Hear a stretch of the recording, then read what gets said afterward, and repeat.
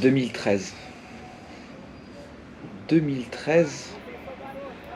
2013, ah ouais, je me souviens de ces Worlds-là. Pareil, alors, ça, c'est. On en parlait tout à l'heure, mais Faria, c'était vraiment un combattant, pareil, très talentueux. Bah, on le connaît aujourd'hui, de toute façon, il n'y a pas de doute sur le talent et la qualité de Bernardo Faria. Mais une sorte de combattant maudit, un mec qui passait jamais les quarts ou les demi. Toujours dans le dernier carré, mais jamais titré. Toujours perdant sur des positions. Il s'est heurté en fait à cette espèce de bloc qu'il avait au-dessus de lui.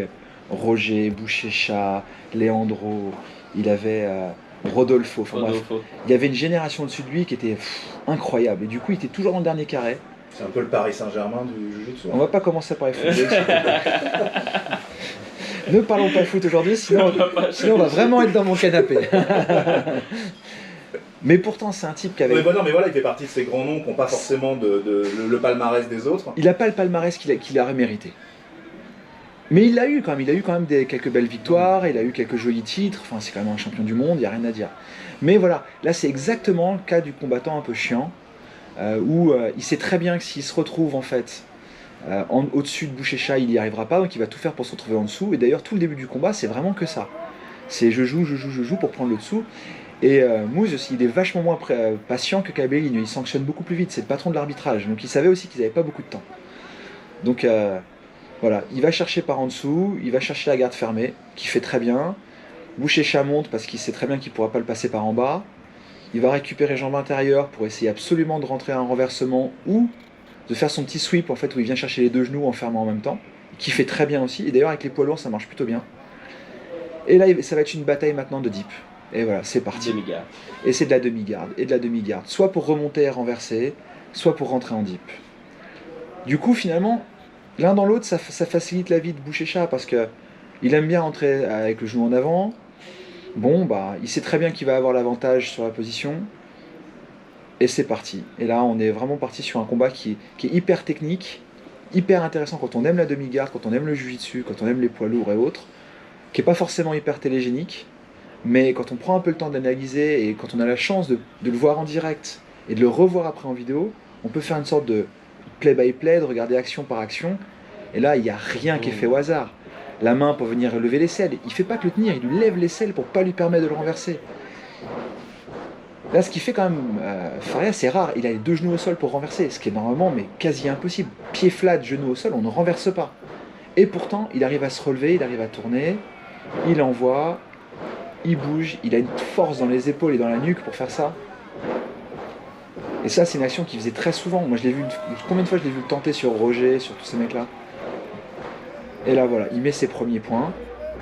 Et pourtant, rien n'est gagné, quoi. En fait, Faria, c'est un besogneux. Voilà, si on devait vraiment dire ça, c'est quelqu'un qui est rentré au courage, au travail. Et vraiment, voilà, étape par étape, il y va. Il n'arrive pas à maintenir, il n'arrive pas à le bloquer, il essaie un double under, pourtant il le fait bien. Et là, c'est hyper, voilà, la façon dont il tient son double under pour ne pas se faire relever, et la façon dont Boucher-Chat lui bloque la jambe extérieure pour l'empêcher de bouger. Blocage de tête tout de suite il vient récupérer sa tête, il veut l'étendre, boum, genou. Ça pour le coup c'était hyper, moi je me souviens à l'époque pour l'avoir vu, je fais il rentre genou quoi. Je me dis mince, intéressant parce que je l'avais pas vu arriver. Et là la mobilité de bassin de Boucher-Chat sur ça. Intérieur, extérieur, step back, step in. Il bloque toujours la tête et là on sent qu'il souffre en face. Faria, de toute façon, il a toujours été très expressif dans ses combats. Et c'est quelqu'un où on sentait qu'il souffrait pendant ses combats.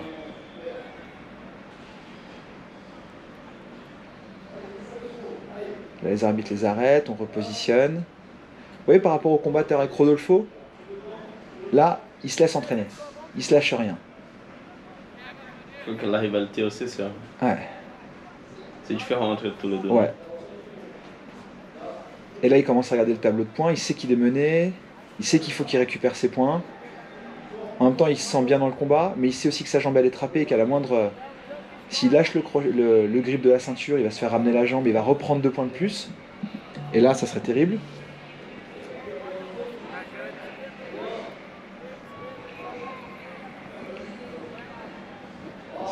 Et là, ça bloque, ça attend.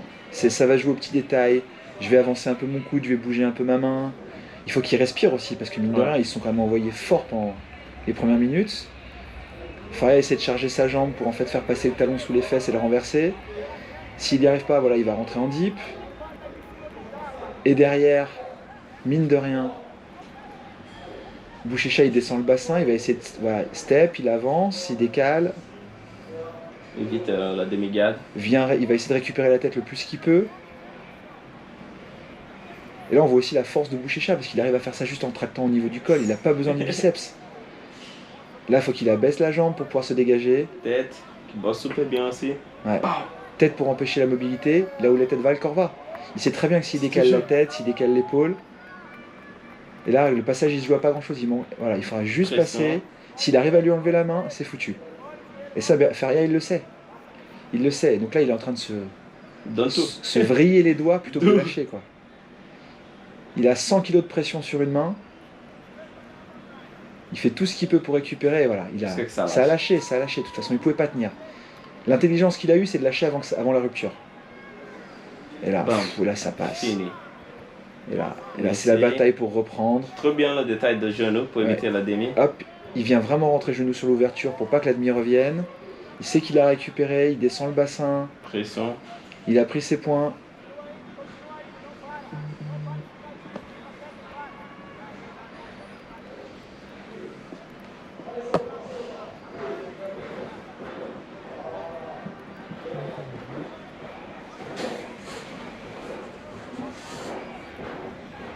Bloque la tête, épaule.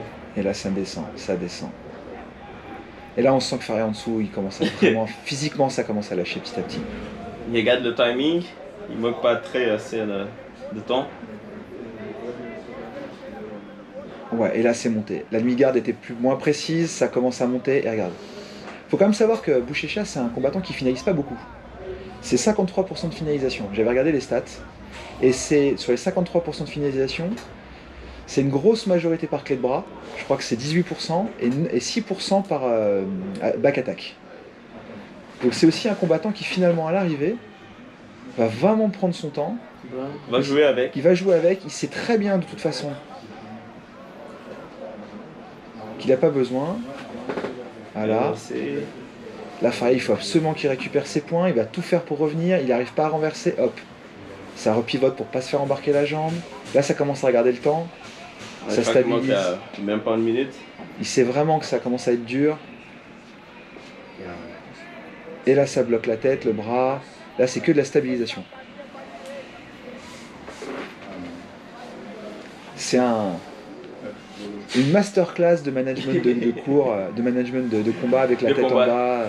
Toujours la tête sous le menton pour pas laisser regarder à l'intérieur. Il n'a même pas besoin de son bras. Il se contente de placer la tête sous le menton à chaque fois. Là, il évite le crochet. Il veut surtout pas que le crochet rentre. La jambe, elle est bien tendue. Le bassin, il bouge bien. Il sent que c'est déséquilibré. Il recule. Voilà. Et là, ça bouge, ça bloque. Et dès que ça va passer, boum.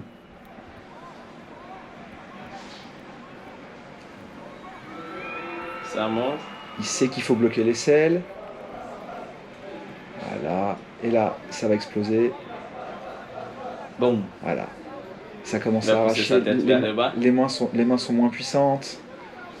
Il lui met de la pression. Il faut voir la pression qu'il lui met sur la nuque à chaque fois, le poids que ça pèse, la fatigue que ça cause. Et le bruit dans les tribunes. Le bruit qui va avec. La pression. Voilà. Là, il lui a repris. Et là, mince, il lui reprend les points. Et là, le chef doit dire, j'ai géré, je peux pas me permettre.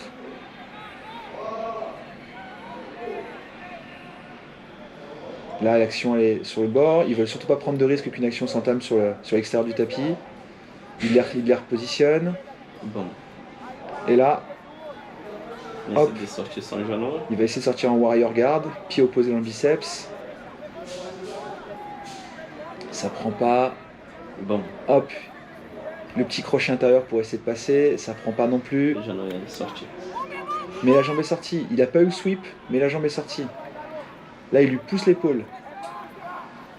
L'arbitre a pas vu la main. Ouais, ça y est. Il s'en est douté, mais voilà. Hop, sweep. Et voilà.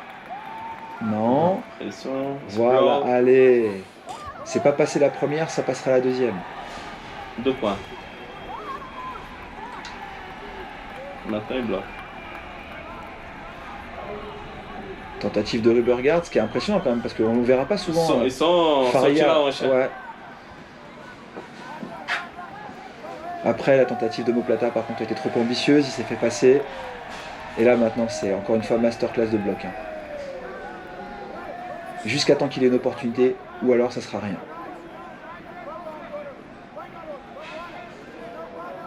C'est là qu'on voit que Faria, techniquement parlant, c'est quand même un gros niveau, et c'est un bel athlète, parce que, mine de rien, pendant tout ce combat, les tentatives qu'il a, elles sont impressionnantes. Mais là, back attack, non, j'ai pas, bras, j'ai pas. Le schéma type de Bouchécha. Change de côté. Change de côté, ça passe pas, je rechange, je vais de l'autre côté. De toute façon, on sait que la majorité des finalisations, ça va se faire comme ça, dos ou bras. Le reste, c'est de la gestion. Mais par contre, c'est tellement bien fait que... On connaît le début, on connaît la fin de l'histoire, mais malgré tout, le milieu est toujours difficile. Et on voit l'état physique de Faria. Il faut voir dans quel état il est. Non, c'est du très beau jiu-jitsu des deux côtés aussi. Les 3 combats qu'on a vus aujourd'hui, c'est 3 très beaux combats. Eh ben merci les gars. Merci à une prochaine. Écoute, quand tu veux, on refait ça. Hein.